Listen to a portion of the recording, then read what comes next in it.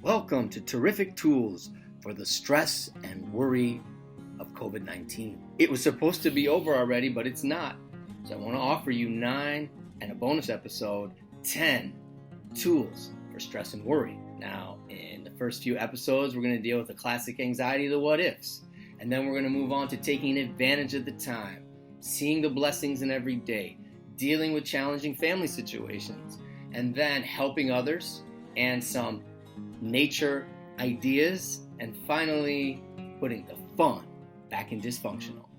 Listen, this is not for you. If you're having manic episodes, panic attacks, OCD attacks, this will only take the edge off.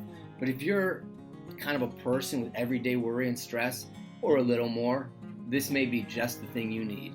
So here we go.